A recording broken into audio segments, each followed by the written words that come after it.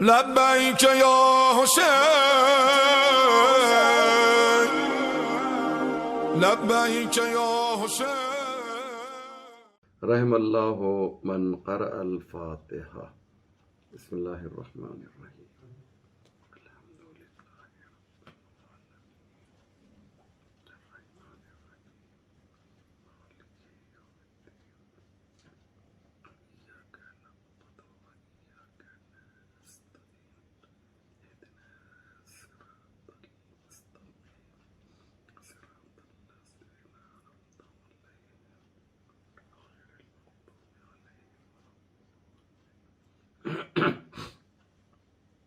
لا حول ولا قوة الا باللہ العلی العظیم۔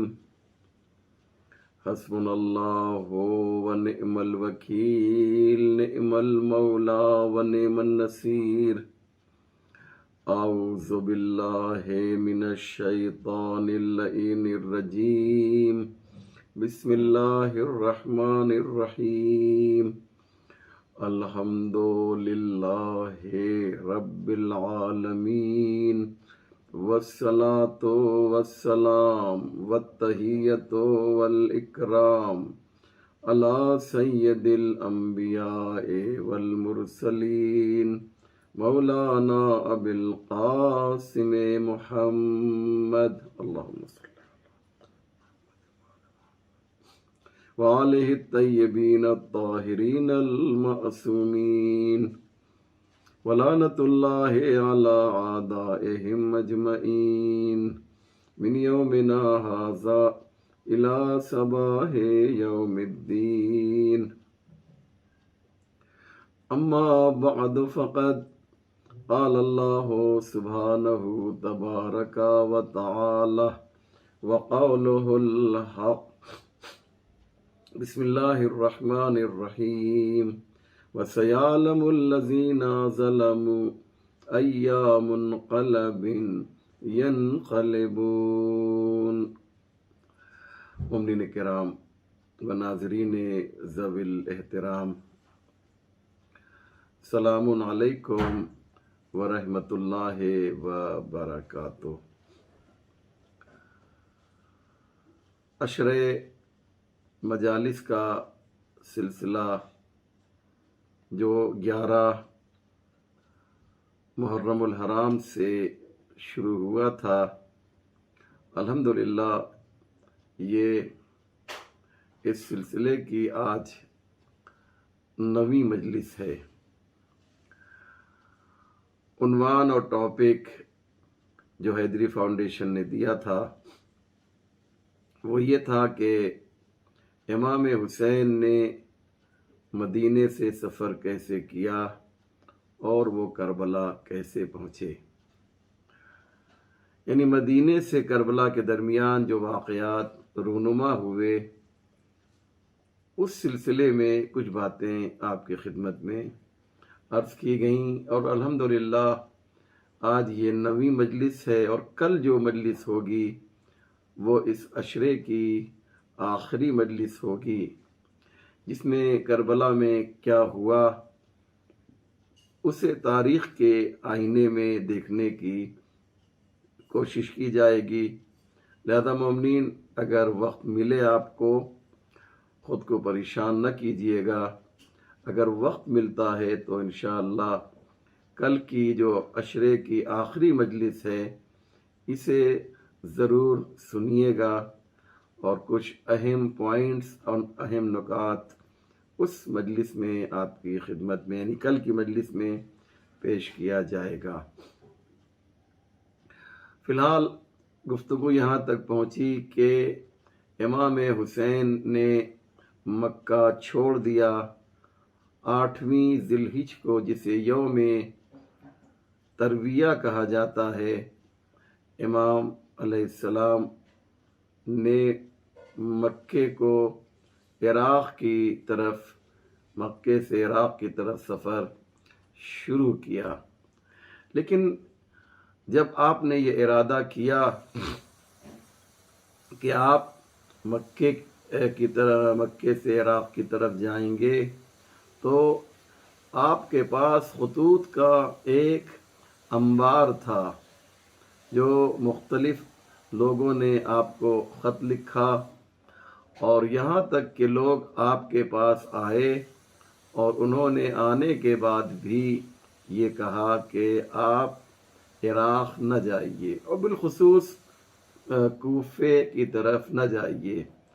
آج کے زمانے کے حساب سے میں عرض کر دوں تاکہ میرے چھوٹے بھائی بھی میری بات کو سمجھ سکیں کہ اس وقت سعودی عرب، جس کا اوریجنل نام حجاز ہے، یہ سعودی حاکم جب یہاں پر آئے ہیں عثمانی حکومت ختم کر کے، تو انہوں نے اس حجاز نام کو تبدیل کر کے سعود کے نام پر، سعود ابن عبدالعزیز کے نام پر اس کا نام سعودیہ رکھ دیا، جبکہ پیغمبر کے زمانے میں اس کا خوبصورت نام حجاز تھا۔ بہرحال وہ ایک الگ بات ہے۔ تو مکہ اور مدینہ سعودی میں ہے، اور سعودی کے بعد جو عراق ہے وہاں پر کربلا ہے، نجف ہے، کوفہ ہے، وغیرہ وغیرہ۔ تو امام حسین جو ہیں آپ کی زبان میں سعودی عرب سے گویا عراق کی طرف آپ کا پروگرام ہے، اور گویا آپ نے یہ بات بتا بھی دی تھی۔ اسی لیے عبداللہ ابن زبیر جو چاہتا تھا کہ امام علیہ السلام جو ہیں مکہ چھوڑ دیں، کیونکہ اس کی کوشش یہ تھی کہ وہ یزید کے خلاف جو ہے لوگوں سے بیعت لے اور یزید کے خلاف جو ہے وہ آواز بلند کرے۔ البتہ عبداللہ ابن زبیر یا عبداللہ ابن عمر یہ وہ لوگ تھے کہ جو یہ سوچتے تھے کہ کیونکہ ہمارے باپ بڑے معروف تھے، بہت مشہور تھے، لہذا ہم کچھ بھی کر سکتے ہیں اور حکومت کے صحیح حقدار ہم ہی ہیں۔ امام حسین علیہ الصلوۃ والسلام میں اور ان میں فرق یہ تھا کہ امام حسین یزید کی حکومت کو گرانا چاہتے تھے اور ایک عادل حکومت کا قیام کرنا چاہتے تھے، لیکن عبداللہ ابن زبیر اور عبداللہ ابن عمر وغیرہ ان کے ذہن میں صرف یہ تھا کہ یزید کی حکومت چلی جائے اور خود یہ تخت کے اوپر براجمان ہو جائیں۔ عدالت اور حکومت عدل سے ان کو لینا دینا کچھ نہیں تھا۔ آسان زبان میں کہا جائے کہ امام حسین میں اور ان لوگوں میں فرق یہ تھا کہ یہ جو کچھ بھی کر رہے تھے اپنے لیے کر رہے تھے، اور حسین جو کچھ کر رہے تھے وہ اللہ کے لیے کر رہے تھے۔ یہ ایک بات تھی۔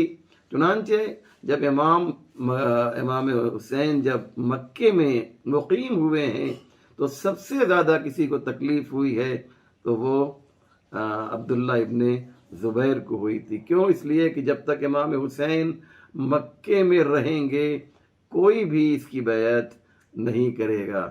البتہ جب امام جانے لگے ہیں تو اس نے آ کر امام سے کہا کہ آپ نہ جائیے، یہ سب ظاہری بات تھی، لیکن امام نے اپنا سفر بہرحال شروع کیا۔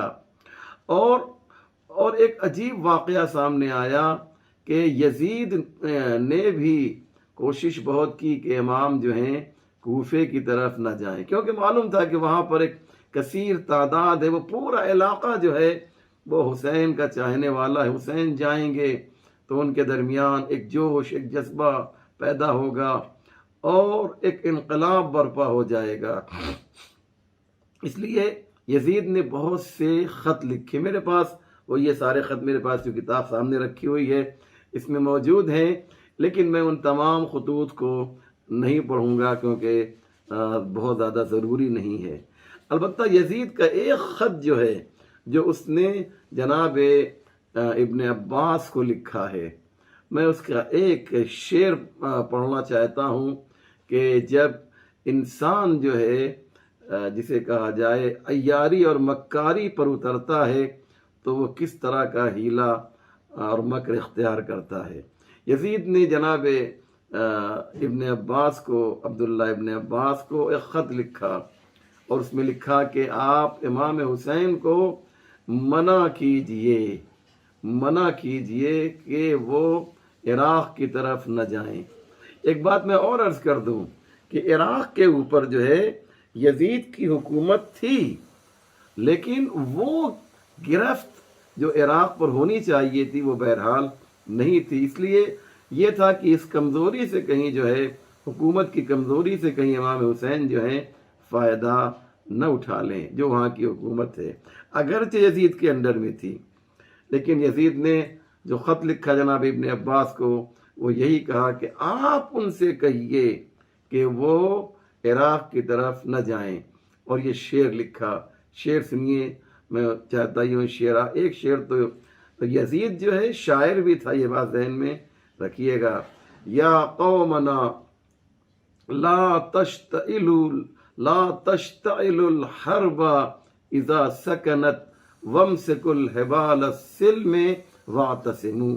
یزید کا یہ شعر ہے کہ جس کا ترجمہ یہ ہوتا ہے کہ اے قوم، اے ہماری قوم، تم جو ہے دوبارہ جنگ کی آگ نہ بھڑکاؤ جبکہ یہ آگ جو ہے ٹھنڈی ہو چکی ہے۔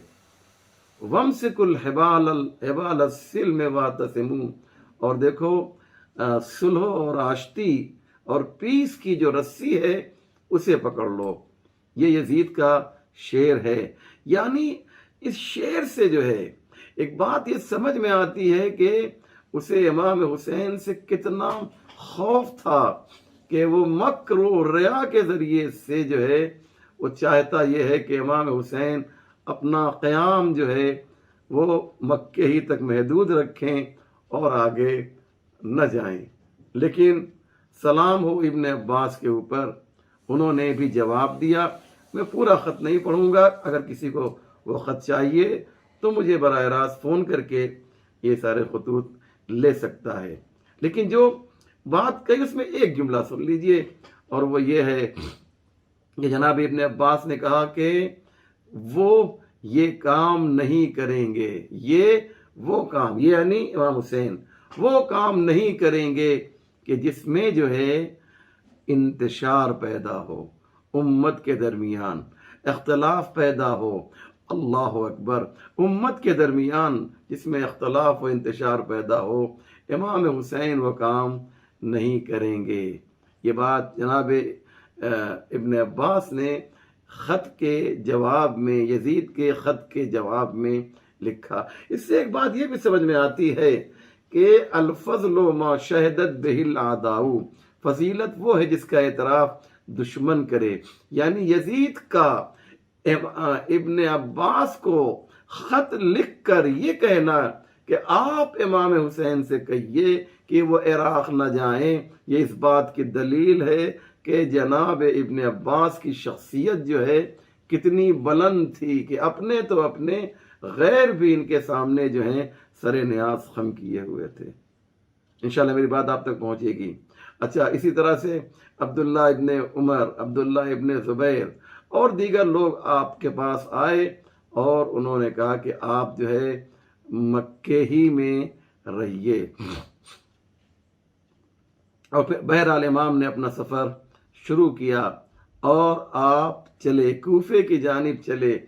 بہت سے واقعات میں سامنے آئے، لوگوں سے امام حسین کی ملاقاتیں ہوئیں، قبیلے لوگ جو ہیں امام سے ملے ہیں راستے میں، اور امام نے جو تقریریں کی ہیں اس کا خلاصہ میں عرض کر دوں، اور اس کا خلاصہ یہی تھا کہ امام اپنا تعارف کرا رہے تھے کہ ہم نے یہ قیام کیوں کیا ہے، اور پھر بنی امیہ کی ظالم حکومت کی جو حقیقت تھی، جو واقعیت تھی، اسے امام جو ہیں بیان کر رہے تھے۔ پورے راستے میں جو ہے یہاں تک کہ جب آپ کوفے سے کے قریب پہنچ چکے ہیں، بہت قریب تو نہیں لیکن ایک حد تک قریب جب پہنچے ہیں، تو آپ نے ایک شخص کو کوفے سے آتے ہوئے دیکھا، یعنی وہ کوفے کی طرف سے آ رہا تھا۔ اس کا نام جو ہے تاریخ نے بشر ابن غالب یا بشر ابن غالب جو ہے اس کا نام تاریخ نے بتایا ہے، اور اس نے جو ہے یہ آ رہا ہے کوفے کی جانب سے اور امام سے ملاقات ہوتی ہے. امام نے اس سے ایک سوال کیا، اتنا خوبصورت اس نے جواب دیا اور اتنا جامع اور فصیح و بلیغ اس نے جواب دیا کہ اس کا ایک سینٹنس، ذرا توجہ کیجیے میں کیا کہہ رہا ہوں، اس کا ایک فقرہ جو ہے، ایک سینٹنس اس کا جو ہے، یہ بشر ابن غالب کا، وہ زبان زد خاص و عام ہو گیا اور تاریخ میں جو ہے اس کو ایک عزت دی گئی، اس سینٹنس کو، اس جملے کو. اور وہ کیا ہے؟ جب امام نے پوچھا کہ تم کوفے کی جانب سے آ رہے ہو، ذرا کوفے کے حالات تو بتاؤ، ابھی جناب مسلم کی شہادت واقع نہیں ہوئی ہے اور امام اس سے پوچھ رہے ہیں. تو وہ کہتا ہے مولا ایک ہی جملہ کہوں گا اور وہ انشاءاللہ میرے مفہوم کو آپ تک پہنچا دے گا. وہ کہتا ہے کہ السیوف معہم والقلوب معکم. یہ اتنا خوبصورت جملہ ہے، اتنا زبردست یہ جملہ ہے کہ واقعی جو لوگ عربی جانتے ہیں وہ اس کی بلاغت و فصاحت کو خوب سمجھ رہے ہیں. وہ کہتا ہے کہ السیوف معہم، تلوار جو ہے، مولانا نے پوچھا کہ کوفے کے حالات کیسے ہیں، تو کہا السیوف معہم، تلوار بنی امیہ کے ساتھ ہے، والقلوب معکم، اور دل جو ہے اہل بیت کے ساتھ ہے. اللہ اکبر. یعنی تلوار کے ذریعے سے جو ہے کیا کیا ابن زیاد نے وہاں پر گویا اپنا راج قائم کیا ہے، لیکن دل بہرحال لوگوں کے جو ہیں وہ آپ کی محبت میں دھڑک رہے ہیں. گویا حسین وہ ہیں جو دلوں میں گھر بنا چکے ہیں. اس کا کہنے کا مقصد یہ ہے. اور اس کے بعد امام حسین اور آگے بڑھے، مختلف لوگوں سے ملے. اس کے بعد عزیزو ایک واقعہ نہایت ہی دلچسپ، نہایت ہی خوبصورت واقعہ، البتہ خوبصورت بھی ہے اور افسوسناک بھی ہے، لیکن آپ کو لذت ملے گی اس واقعے کو سن کر جو ہے کہ امام حسین نے مقام ہاجر جب آپ پہنچے ہیں، ایک علاقے کا نام ہے، جب آپ وہاں پہنچے ہیں تو آپ نے قیس ابن مسحر سیداوی کو بھیجا کوفے کی طرف. ابھی کوفہ کافی دور ہے، لیکن امام نے بھیجا کہ جاؤ اور جا کر یہ خط جو ہے وہاں پر ہمارے چاہنے والوں کو دے دو. خط میں کیا لکھا تھا وہ سن لیجئے. خط میں لکھا یہ تھا کہ میں کوفے کے قریب آ رہا ہوں، میں کوفہ پہنچ رہا ہوں اور وہاں پر تم کو جو ہے ہمارے لیے اور اسلام کے لیے آمادگی ظاہر کرنا ہے. یہ پورا تفصیلی خط ہے جو امام حسین علیہ الصلوۃ والسلام نے اس خط کو لیا اور کہا کہ فلاں فلاں کو یہ خط دے دینا. ظاہر سی بات ہے جب چند لوگوں کا نام آئے گا تو اس میں جناب سلیمان ابن سرد خزائی ہیں، جناب مختار ہیں، جناب حبیب ابن مظاہر ہیں، جناب ہانی ابن عروہ ہیں، عابس شاکری ہیں. یہ سب کے سب لوگ جو ہیں جو امام کے شیدائی ہیں اور وہاں پر جو ہے ان کی ایک سردار کی حیثیت ہے. یہ ان کے نام یہ خطوط جو ہے بھیجے. اب جانتے ہیں کیا ہے، قیس ابن مسحر سیداوی جو ہے یہ امام کا قاصد بن کے کوفے کی طرف جا رہا ہے. ابن زیاد نے کیا کیا، کوفے کے اطراف دور دور تک جو ہے بڑی بڑی چھاونیاں بنا دی تھیں اور جاسوسوں کا کہ وہ ایک اپوائنٹ کیا گیا تھا، اسپیشلی ان کو ٹریننگ دی گئی تھی کہ وہ کوفے کے اطراف جو ہیں وہ دیکھتے رہیں، نگاہ میں رکھیں. اور اس کی جو کمان تھی وہ دی تھی حسین ابن نمیر کو. حسین ابن نمیر کون ہے آپ جانتے ہیں، جس نے کربلا میں جناب علی اکبر کو نیزہ مارا تھا. حسین ابن نمیر کون ہے کہ جب اس کو وہاں پر مدینے میں لوگوں نے اس کا پیچھا کیا تھا تو امام زین العابدین علیہ السلام نے جو ہے اس کو پناہ دی تھی، اسے کھانا کھلایا تھا، تو اس نے پوچھا تھا کہ کیا آپ مجھے جانتے ہیں میں کون ہوں؟ تو امام نے فرمایا تھا ہاں میں تجھے خوب جانتا ہوں، تو حسین ابن نمیر ہے، تو نے میرے علی اکبر، میرے بھیا علی اکبر کے سینے پر نیزہ مارا تھا، میں تجھے خوب پہچانتا ہوں۔ البتہ وہ تیرا اخلاق تھا کہ ہم جب تیرے مہمان تھے تو نے ہمیں جو ہے شہید کر دیا، ہمارے اوپر پانی بند کر دیا، ہمیں اسیر کر لیا۔ آج تو میرے یہاں مہمان بن کر آیا ہے تو ہم تیری پذیرائی کر رہے ہیں، وہ تیری مہمان نوازی تھی، یہ ہم محمد و آل محمد کی مہمان نوازی ہے۔ حسین ابن نمیر نے دیکھا کہ ایک شخص جو ہے جو کہ اس علاقے کا رہنے والا نہیں ہے۔ میں ایک بات اور عرض کر دوں، بڑی امپورٹنٹ بات ہے، یہ یہاں بھی ابھی بھی ہندوستان وغیرہ میں بھی ہوتا ہے، ہم لوگ پہچان لیتے ہیں، لیکن عربوں میں کچھ زیادہ ہی تھا کہ وہ قیافہ دیکھ کر پہچان لیتے تھے کہ یہ اس ملک کا رہنے والا ہے، یہ اس شہر کا رہنے والا ہے، یہ اس قبیلے کا رہنے والا ہے۔ اور ظاہر سی بات ہے جناب قیس ابن مسہر جو ہیں وہ کوفے کے رہنے والے نہیں تھے، لہذا اس نے کہا یہ اجنبی ہو، تم کون ہو، کیا ہو؟ اور جب تلاشی لینے کی بات آئی تو یہ قیس ابن مسہر نے کہا یہ خط جو ہے، جو امام کا یہ خط ہے، یہ اس کم وقت کو مل جائے گا اور پھر یہ جن لوگوں کے نام اس کے اندر ہیں انہیں یہ اذیت پہنچائے گا۔ لہذا اس کے سامنے خط کو لے کر اس طریقے سے ٹکڑے ٹکڑے کر دیا کہ اس میں کچھ سمجھ میں نہیں آیا، اور قیس ابن مسہر سیدابی جو ہے ان کو گرفتار کر لیا گیا۔ اس کے بعد جو ہے یہ پہنچے، ان کو لے کر یہ حسین ابن نمیر جو ہے دارالامارہ میں ابن زیاد کے پاس پہنچا، اور ابن زیاد سے کہا جو ہے کہ یہ وہ شخص ہے کہ جس نے یہ خط پھاڑ دیا ہے اور یہ حسین کا قاصد ہے۔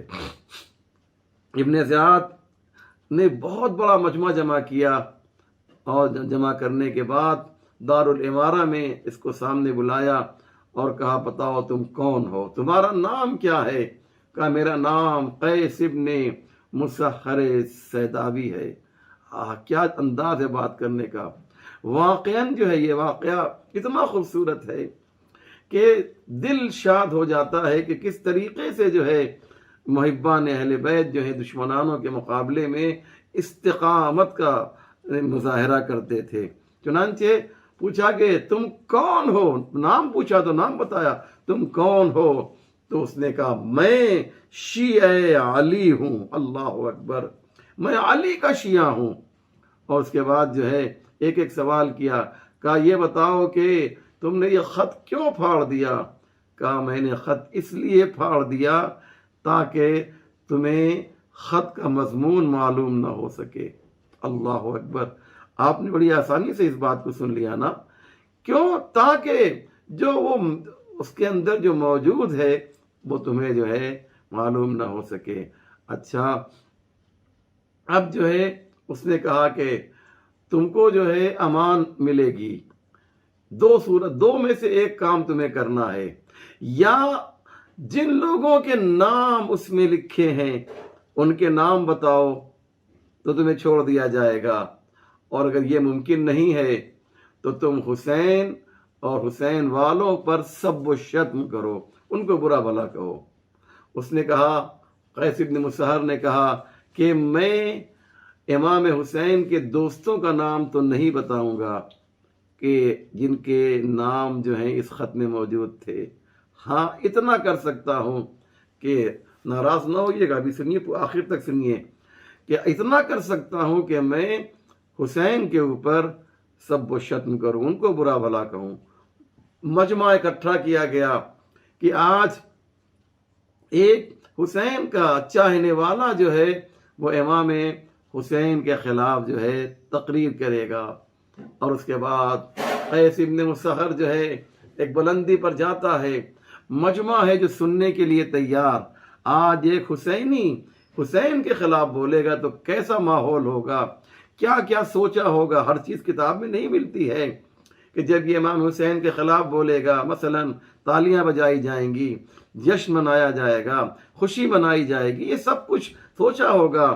لیکن جب یہ امام کا چاہنے والا آیا امام حسین کے خلاف بولنے کے لیے تو کہنے لگا اے کوفیوں مجھے پہچانو میں کون ہوں، میں قیس ابن مسحر سیداوی ہوں، میں علی کا چاہنے والا ہوں، میں اہل بیت کا فدائی ہوں اور میں ان کے لیے ہر طرح کی قربانی دینے کے لیے تیار ہوں، اور پوری ایک تفصیلی تقریر کی ہے۔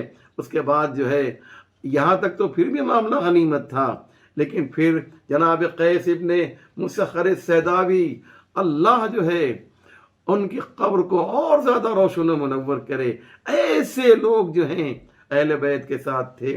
اس کے بعد وہ سوچئے کیسا ماحول ہے، چاروں طرف فوج لگی ہوئی ہے، چاروں طرف جو ہے ابن زیاد کی پولیس لگی ہوئی ہے۔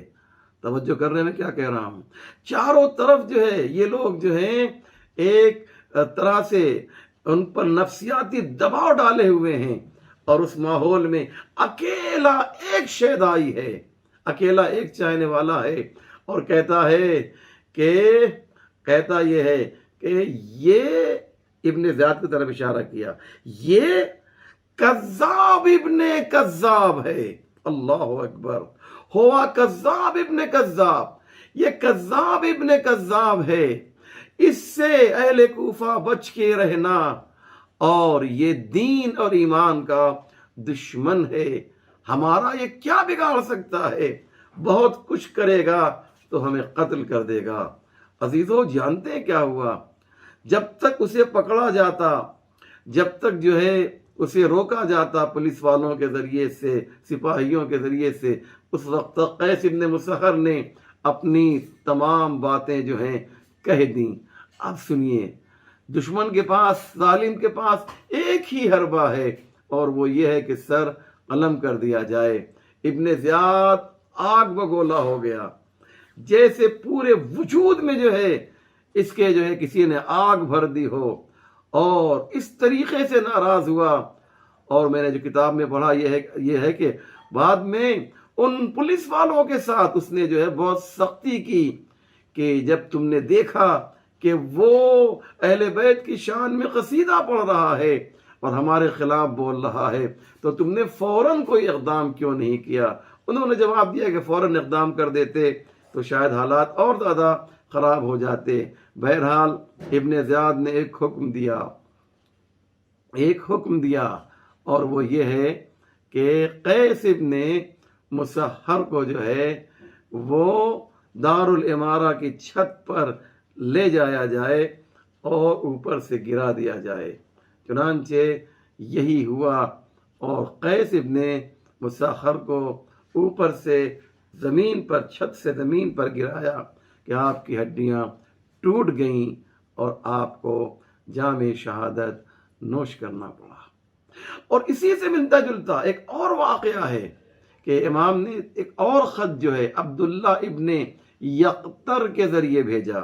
عبداللہ ابن یقطر بھی امام کے چاہنے والے تھے، اور ان کو بھی گرفتار کیا گیا، اور انہوں نے بھی وہ خط جو ہے ان کے حوالے نہیں کیا، بلکہ یہ کہا جاتا ہے کہ وہ خط جو ہے وہ نگل گئے تھے۔ بہرحال یہ بھی شہید کیے گئے، اور انہیں بھی حسین کی محبت میں جام شیرین شہادت نوش کرنا پڑا۔ اللہ اکبر۔ تو کہنے کا مقصد یہ ہے کہ یہ بہت ہی امپورٹنٹ ہے، بہت ہی اہم ہے۔ شہادت امام حسین کے لیے اور امام حسین کے چاہنے والوں کے لیے ایک شرف ہے، ایک سعادت ہے۔ انہی شہادتوں نے جو ہے آج اسلام کو اس طرح سے زندہ رکھا ہے۔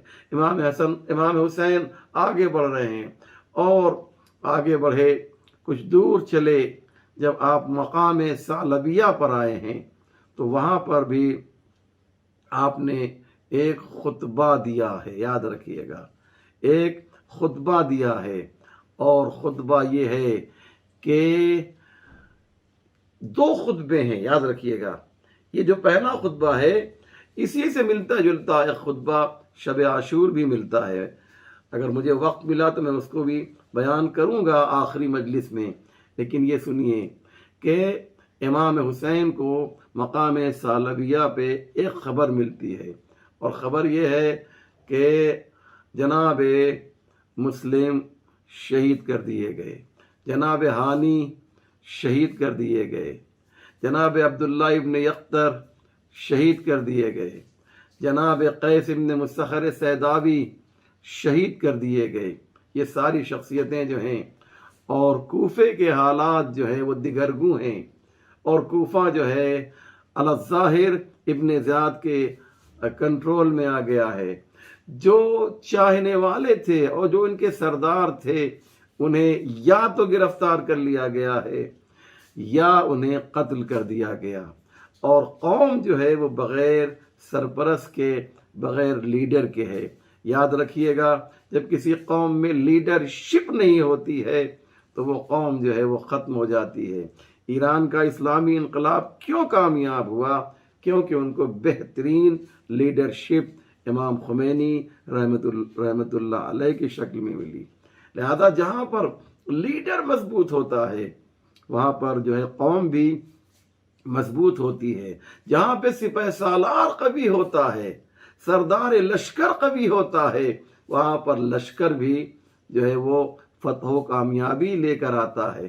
خیبر میں جب تک جو ہے سپہ سالار غلط تھے لشکر جو ہے شکست کھاتا گیا، لیکن جب لشکر کا سردار بدل دیا گیا اور پرچم جو ہے ایک حقیقی اور شجاع و بہادر اور رجل کو دیا گیا تو جنگ خیبر جو ہے فتح ہو گئی. یہ رسول خدا نے لشکر نہیں بدلا بلکہ رہبر بدلا. تو رہبر کی اہمیت بہت ہے. یہ جو پرابلم ہوا، یہ جو پریشانی ہوئی شہر کوفہ میں، وہ یہ کہ قوم جو ہے بغیر رہبر کے تھی، بغیر قائد کے تھی، بغیر لیڈر کے تھی. نتیجہ یہ ہوا کہ جب ہانی ابن عروہ جیسا قوی اور شجاع و بہادر اور مؤثر اور مدبر یہ جو رہبر تھا کوفیوں کا، جب وہ مار دیا گیا، جب وہ شہید کر دیا گیا، تو پھر امام حسین نے مقام ثعلبیہ پر تمام اصحاب کو جمع کیا اور ایک جملہ کہا. اور کیا کہا کہ میں جو ہوں قلادہ بیعت اتار لیتا ہوں، تم جو ہے ہم کو چھوڑ دو اور چلے جاؤ، ہم کو چھوڑ کر، حسین کو چھوڑ کر چلے جاؤ. یہ پہلی تقریر ہے. اسی سے ملتی جلتی تقریر جو ہے شب عاشور بھی ہوئی ہے، لیکن دونوں کا رزلٹ تھوڑا سا الگ ہے. جب امام حسین نے کہا کہ تم لوگ چلے جاؤ، ہم قلادہ بیعت اتار لیتے ہیں، تو کچھ لوگ یہاں سے نکل گئے. البتہ شب عاشور کا نتیجہ یہ تھا کہ چراغ بجھا بھی دیا گیا لیکن کوئی نہیں گیا. یہاں پر یہ ہوا کہ جو کچھ لوگ دنیا کے لیے آئے تھے کہ امام حسین کے ساتھ رہیں گے تو بہت کچھ ملے گا، ان لوگوں نے دیکھا کہ اب اس سفر میں سوائے شہادت کے، سوائے موت کے اور کچھ نہیں ہے. لہذا ان لوگوں نے وہاں سے امام کو چھوڑ دیا.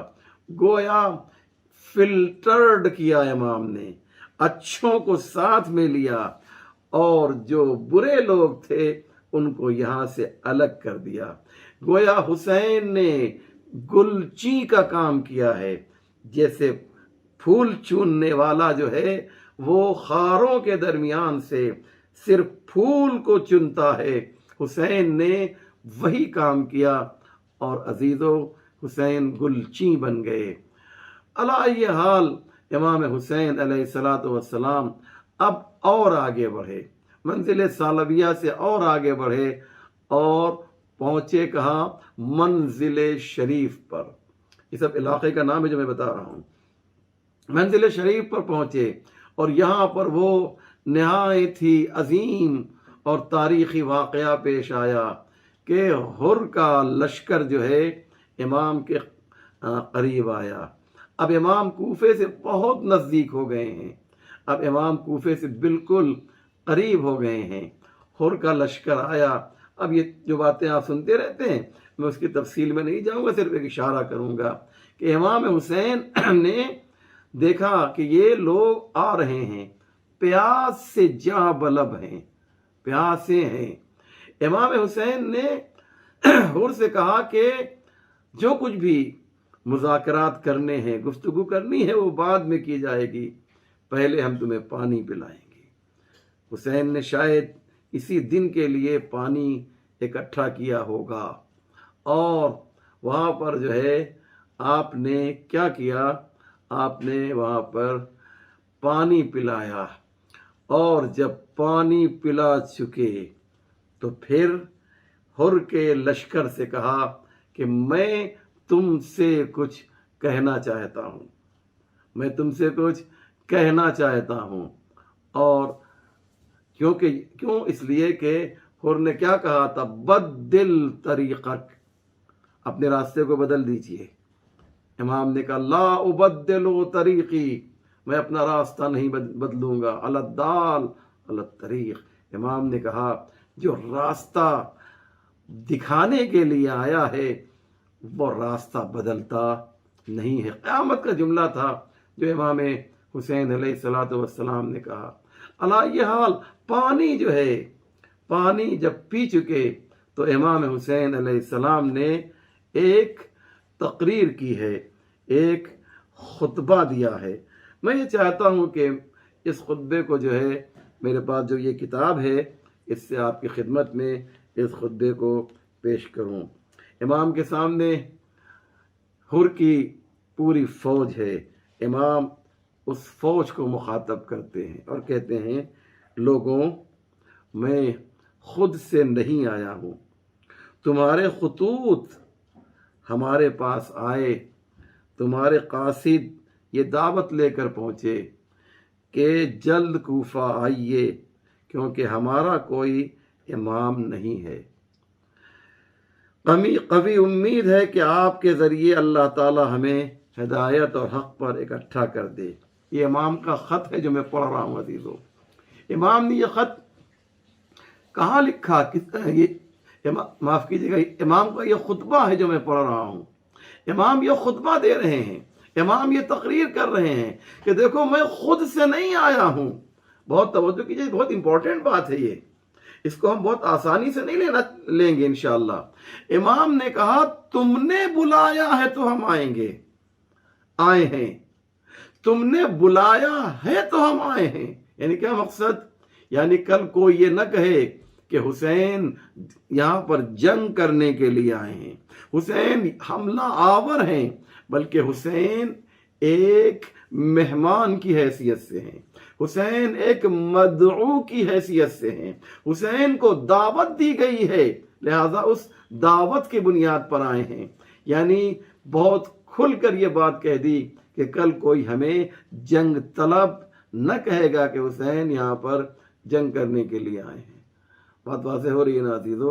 امام حسین نے کہا کہ تم نے کہا تھا نا کہ ہمارا کوئی امام نہیں ہے، اس لیے آپ آ جائیے۔ پھر امام خطبے میں کہتے ہیں اگر تم اپنی اسی بات پر قائم ہو تو اب میں آ گیا ہوں، تم نے بلایا تھا تو اب میں آ گیا ہوں، مجھ سے عہد و پیمان کرو تاکہ میں مطمئن رہوں، اور اگر تم ایسا نہ کرو گے اور میرا آنا تمہیں ناگوار ہے تو جہاں سے میں آیا ہوں وہاں پلٹ جاؤں گا۔ ہے نا؟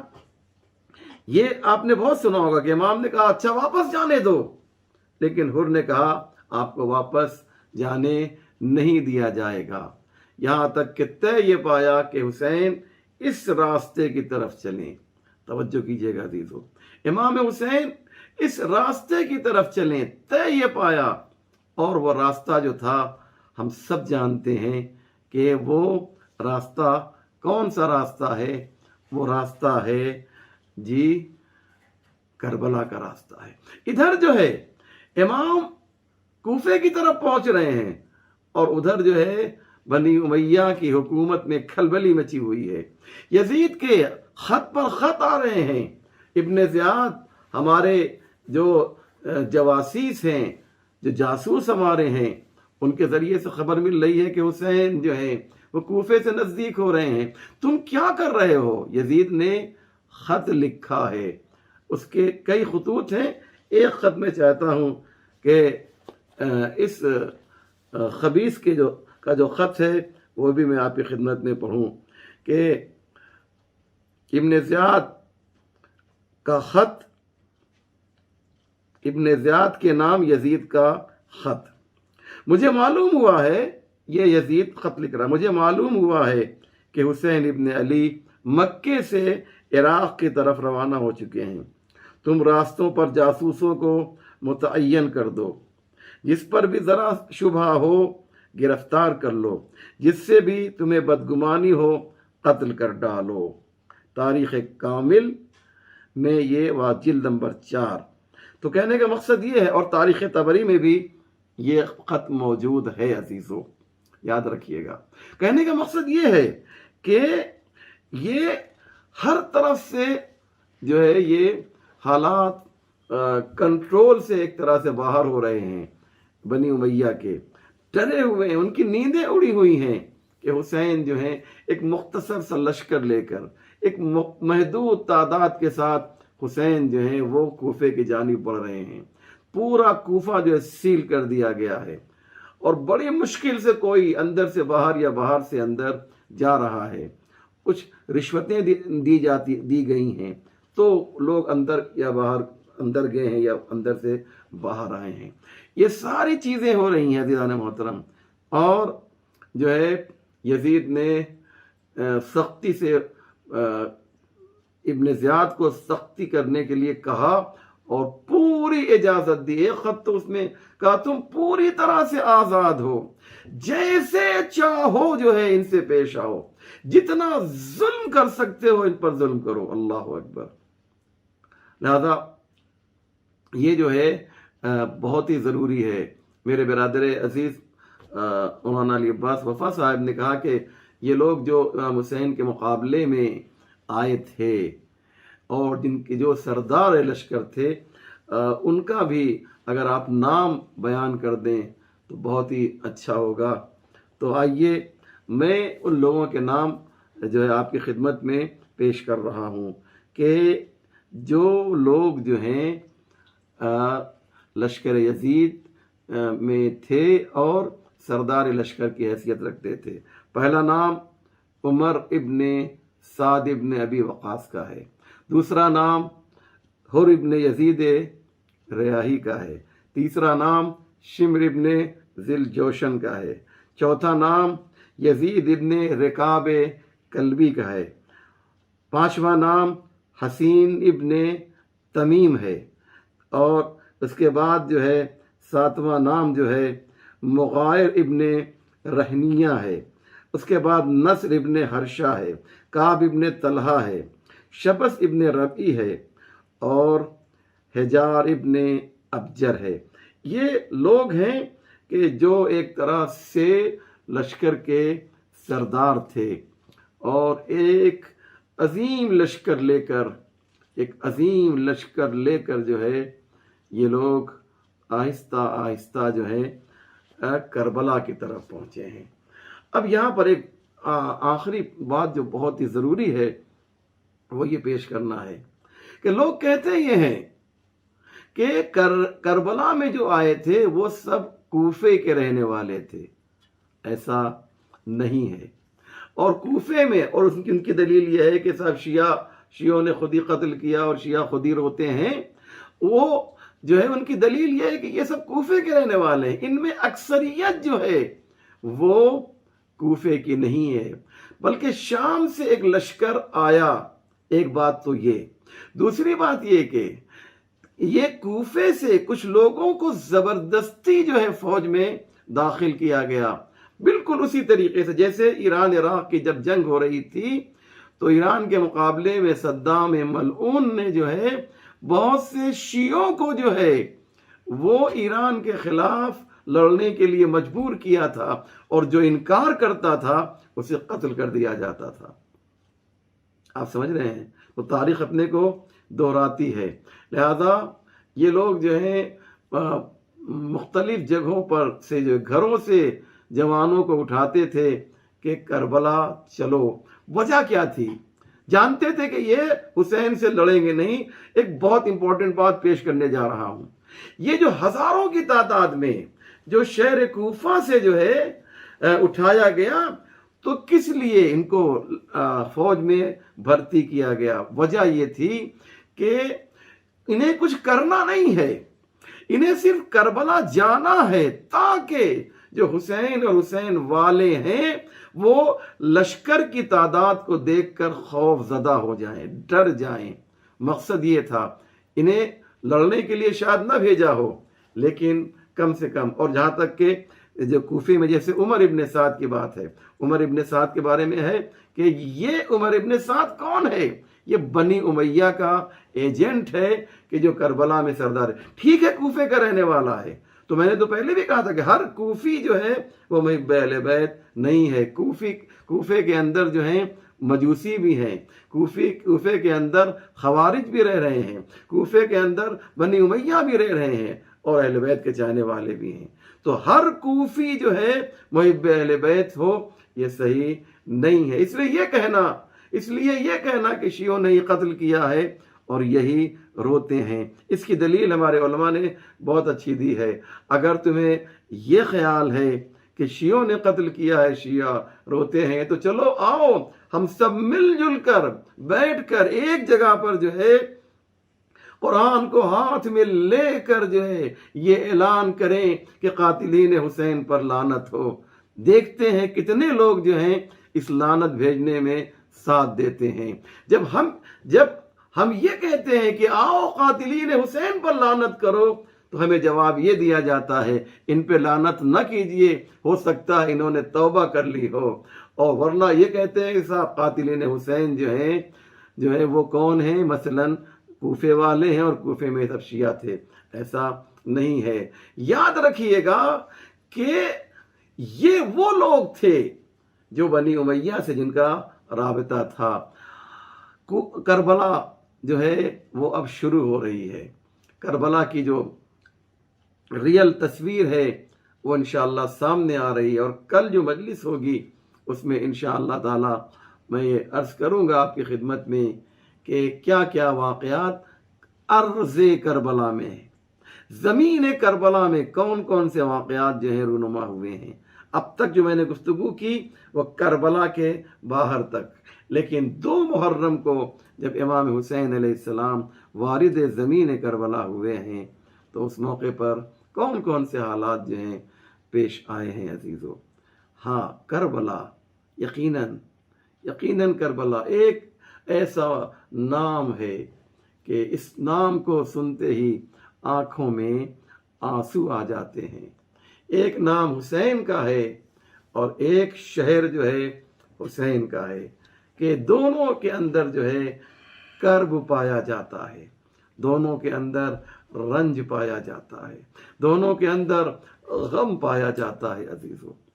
یہ قافلہ جو واقع کربلا کے بعد چلا ہے، میں نے پہلے بھی عرض کیا تھا، یہ ایام اور یہ دن جو ہیں عزیزو یہ اسرائے کربلا سے مربوط ہیں. کتنی اذیتیں دی گئیں، کتنی تکلیفیں پہنچائی گئیں محمد و آل محمد کے اوپر. میں صرف ایک اشارہ کرنا چاہتا ہوں کہ سکینہ جو ہے پیاسی ہے، اور کوفہ ہے کہ جہاں پر دونوں طرف لوگ اپنے اپنے چھتوں کے اوپر جو ہیں آل محمد کا تماشا دیکھنے کے لیے، انہیں پتہ بھی نہیں ہے یہ کون لوگ ہیں. اعلان یہ کیا گیا ہے کہ یہ ترک و دیلم کے غلام ہیں، انہوں نے خلیفہ وقت کے خلاف آواز بلند کی تھی تو ان کے مردوں کو قتل کر دیا گیا ہے، ان کی عورتوں کو اسیر کر لیا گیا ہے. اور وہ دیکھو 9 کے نیزہ پہ ان کے سر ہیں. اہل کوفہ کو بھی معلوم نہیں ہے. چنانچہ عزیزو جناب سکینہ کو پیاس کا احساس ہوتا ہے. جناب زینب سے کہتی پھوپھی اماں پیاس دم توڑ رہی ہے، جان لینا چاہتی ہے، کیا پانی کی کچھ سبیل ہو سکتی ہے، کیا پانی کا کچھ انتظام ہو سکتا ہے؟